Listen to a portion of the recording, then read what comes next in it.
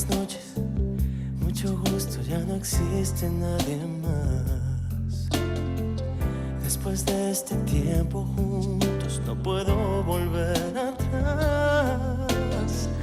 Tú me hablaste, me tocaste y te volviste mi ilusión. Quiero que seas dueña de mi corazón. Entra en mi vida, yo te lo ruego.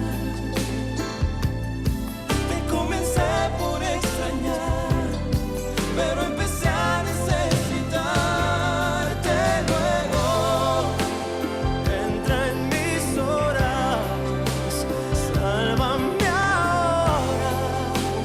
Abre tus brazos fuerte y déjame entrar.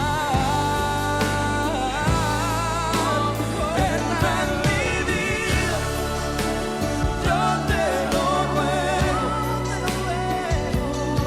Te comencé por extrañar, pero empecé a necesitarte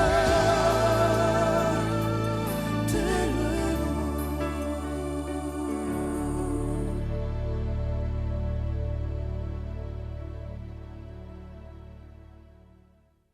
Je suppose qu'avec les documents qu'ils t'ont envoyés de New York, et avec ça, tu as maintenant les preuves dont tu avais besoin.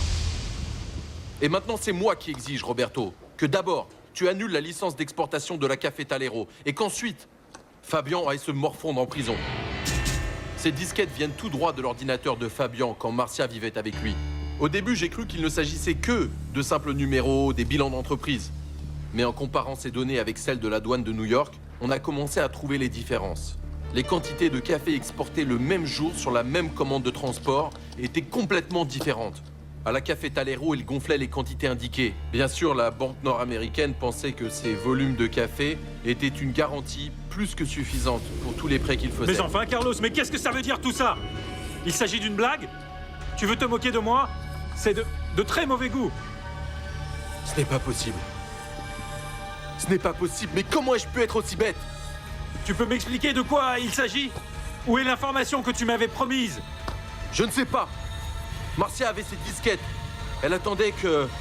Elle m'a trahi, Roberto. Elle savait parfaitement ce que je risquais avec tout ça. Carlos, c'est vrai, cette information existait? Oui. Et je suis sûr que Marcia a tout effacé. Comme c'est malheureux, Carlos. Je sais ce qui va se passer. Et je t'assure que je suis disposé à en subir toutes les conséquences. Carlos! Je ne vais certainement pas en rester là. Moi, je sais que Fabian Sanchez Sombrano a commis un délit. Et je vais le prouver. Carlos! Je vais le prouver. Et tu vas devoir changer ton attitude envers moi. C'est moi qui te le dis. Et tu vas venir me demander pardon.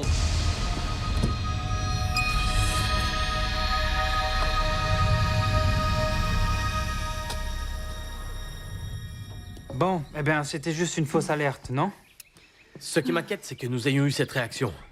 Il semblerait qu'après avoir appliqué tout l'oxychlorure, nous ne devrions plus avoir de problème.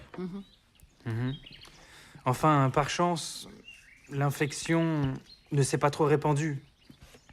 Il s'agit simplement de plants de café qui ont dû être maltraités, et c'est tout, Diego. Mais je l'espère bien, Jérémy. Bien, si nous faisons bien attention, ces jours prochains, nous pourrons sauver la récolte. Quelle quantité pourrons-nous planter cette année de café Aztec d'or? Eh bien, environ 50%. Et ce serait déjà beaucoup. Toi, tu crois que l'année prochaine, tu pourras maintenir toute la production de café? J'espère que oui, parce que sinon, toi et moi, nous serons les seuls saisonniers à récolter le café. Ah, et bien de mon côté, il n'y a aucun problème, hein, je te l'assure. Dis-moi, je vais aller voir comment va le petit. Depuis que nous sommes arrivés, je l'ai laissé à Léonore. Et il doit sûrement déjà avoir faim, non? Bon. Excusez-moi. Jérémy, essaie de vérifier si Diana est arrivée chez grand-mère ou pas. Je dois parler avec elle.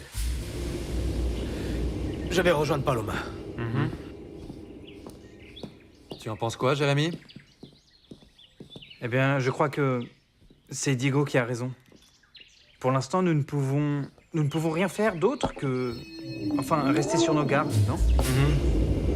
Dis-moi, Jérémy,